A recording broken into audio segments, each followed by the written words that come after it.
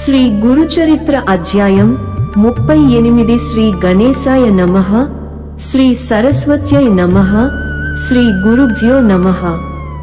ప్రస్తావన 1.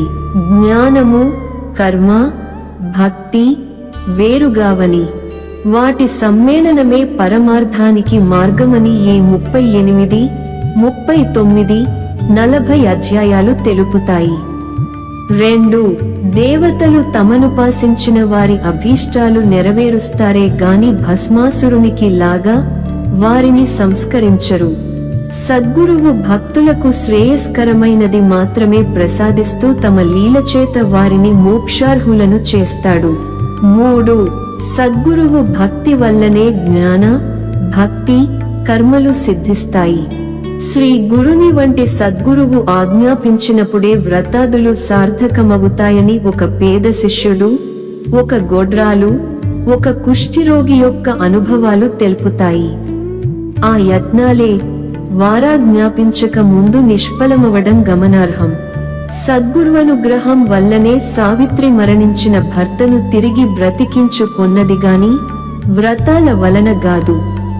కథారంభము నామధారకుడు స్వామి శ్రీ గురుడుపదేశించిన కర్మానుష్ఠాన రహస్యం మీ నుండి విని ధన్యుడనయ్యాను. ఇక దయచేసి అటుపై జరిగిన శ్రీగురుని వృత్తాంతం తెల్పండి అని వేడుకొన్నాడు. సిద్ధయోగి ఇలా చెప్పసాగారు. నాయనా, నీ వంటి గురుభక్తుడు శ్రోత లభించినందువల్లనే శ్రీగురు చరిత్ర తనివితీరా స్మరించుకునే భాగ్యం నాకు కూడా కలిగింది. శ్రీగురుని కీర్తి అన్ని దిక్కులా వ్యాపించడం వలన శ్రీమంతులైన గురుభక్తులెందరో గంధర్వ నగరం వచ్చి వారికి భిక్ష, వారి ప్రీతి కోసం బ్రాహ్మణ సంతర్పణలు చేస్తుండేవారు. ఒకసారి కాశ్యప గోత్రానికి చెందిన భాస్కర శర్మయనే పేద బ్రాహ్మణుడు వచ్చాడు. అతడు తనతో 3 మాత్రమే సరిపడే ధాన్యము నవి మూటగట్టుకుని తెచ్చి శ్రీ గురునికి నమస్కరించాడు. కాని ఆ రోజు అందరితో పాటు అతనిని కూడా ఎవరో భక్తులు సంతర్పణకు ఆహ్వానించారు. అతడు తాను తెచ్చుకున్న మూట మఠంలో ఒక మూల ఉంచి భోజనానికి వెళ్ళాడు. రోజూ ఇలానే జరుగుతుండడం వలన 3 మాసాలిలాగే గడిచింది. అతనిని చూచిన బ్రాహ్మణులందరూ, ఏమయ్యా బ్రాహ్మణుడా, నీవు వచ్చిందెందుకు? చేస్తున్నదేమిటి? నీవు భిక్ష ఇవ్వడానికి ముహూర్తమింకా కుదరలేదా? పోనీలే, ఇక్కడ జరుగుతున్న సంతర్పణలలో భోజనం చేసి ఇప్పుడు లావెక్కావు. నీకు ఇంటి వద్ద కంటే ఇక్కడే బాగున్నట్లున్నది. నీకు సిగ్గువేయడం లేదా అని ఎగతాళి చేయసాగారు. పాపమా భాస్కర శర్మ కొంతకాలం తనను కానట్లు ఇదేమీ పట్టించుకోకుండా కాలక్షేపం చేస్తున్నాడు. అతనిపై ఎట్టి విమర్శలు, నిష్ఠూరాలు పెరిగిపోయి ఒకనాడు ఆ విషయానికి శ్రీగురునికి తెలిసింది. ఆయన అది సహించలేక అతనిని పిలిచి, నాయనా, నీవు రేపు ఇక్కడనే స్వయంగా వంట చేసి మాకు భిక్ష సమర్పించు అని ఆదేశించారు. అతడు అంగీకరించి మరుసటి రోజు తెల్లవారుజామునే నిద్రలేచి నెయ్యి, పెరుగు సమకూర్చుకుని స్నానానుష్ఠానాలు పూర్తి చేసుకుని తాను తెచ్చిన ధాన్యంతోనే వంట చేస్తున్నాడు. ఆ సమయంలో వేరొక భక్తుడొచ్చి తానా రోజు శ్రీగురునికి భిక్ష చేయడానికి అన్నము, మోన పదార్థాలన్నీ సిద్ధం చేసుకుని ఆహ్వానించడానికి స్వామి వద్దకొచ్చాడు. కాని శ్రీగురుడు తామా రోజున భాస్కర శర్మ ఇచ్చే భిక్ష తీసుకుంటామని, అతడు మరుసటి రోజు భిక్ష చేయవచ్చునని చెప్పారు. అతడు నిరుత్సాహపడి, అయ్యో, ఇప్పుడీ దరిద్రుడు వండిన దాంట్లో ఒక్కొక్కరికి ఒక్కొక్క మెతుకైనా వస్తుందా?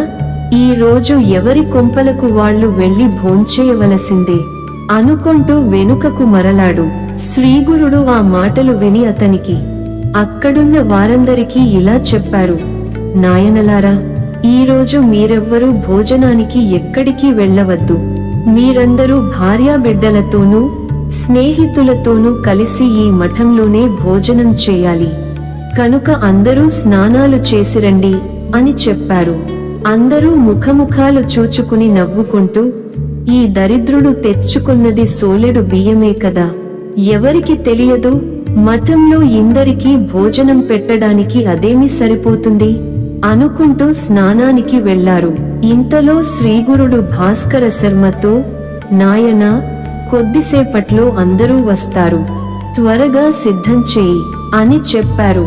అతడు వెంటనే మరో పొయ్యి కూడా వెలిగించి మిగిలిన వంటకాలు సిద్ధం చేసి అంతా సిద్ధమైందని స్వామికి విన్నవించాడు. అప్పుడు స్వామి నది ఒడ్డునున్న ఇతర బ్రాహ్మణులందరినీ ఆహ్వానించమని భాస్కర శర్మను ఆదేశించారు. అతడలాగే వెళ్లి చెప్పగానే వాళ్ళు పకపక నవ్వి, ఏమయ్యా, నీవు పెట్టినట్లే మేము తిన్నట్లే, ఈ రోజున మా ఇళ్లల్లో ఉన్నదేదో మేము భోంచేస్తాము, కాని నీవు కనీసం శ్రీగురునికైనా కడుపు నిండా పెట్టగలిగితే అంతే చాలు, పో పో అన్నారు. భాస్కర శర్మ తిరిగి వచ్చి వారందరూ తనను ఎగతాళి చేసి భోజనానికి రామన్నారని చెప్పాడు. శ్రీగురుడు, నాయనా, మాకు బ్రాహ్మణులతో కలిసి భోజనం చేయడమే సమ్మతము గాని మేమొక్కరమే భిక్ష చేయము అన్నారు. స్వామి నోటి మాట తప్పక జరిగి తీరుతుందన్న దృఢ విశ్వాసం గల భాస్కర శర్మ అది నిరూపించుకోదలచి దీనంగా, స్వామి, నేనేం చేసేది? నేను మీరు ఆజ్ఞాపించిన ప్రకారం ఎంత బలవంత పెట్టినా వారు రావడం లేదు, సరిగదా, నన్ను ఆక్షేపిస్తున్నారు అన్నాడు.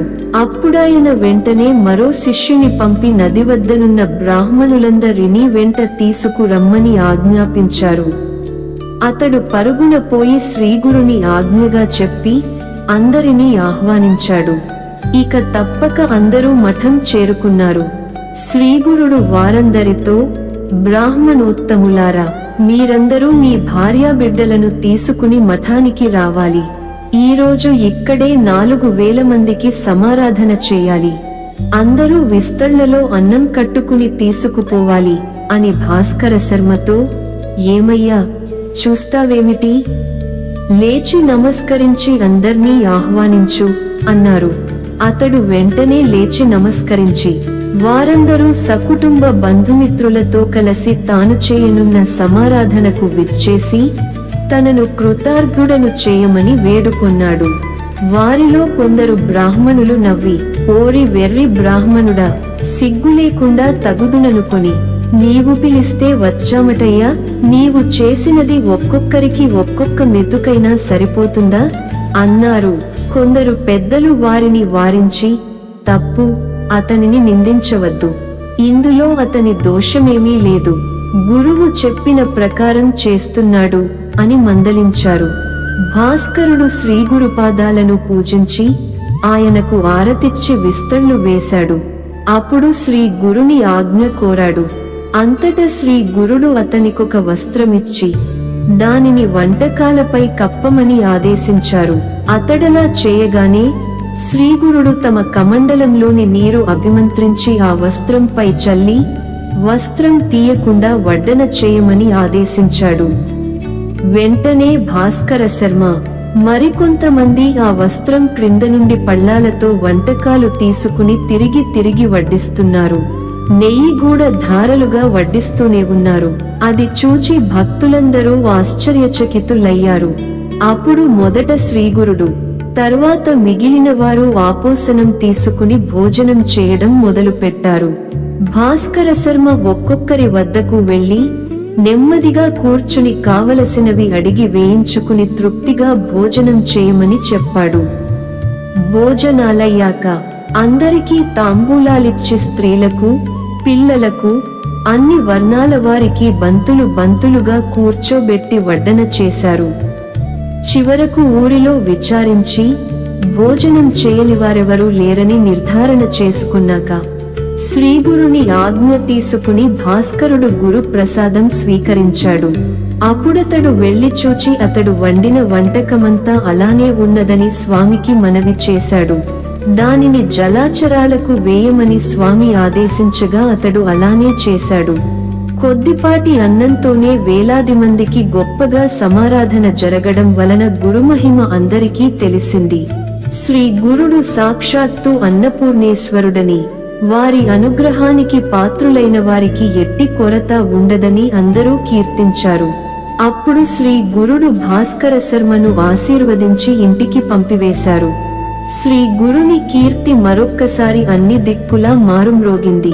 38 అధ్యాయము సంపూర్ణము. శ్రీ దత్తాయ గురవే నమః. శ్రీ శ్రీపాద శ్రీవల్లభాయ నమః. శ్రీ నృసింహ సరస్వత్యై నమః. సోమవారం పారాయణ సమాప్తము.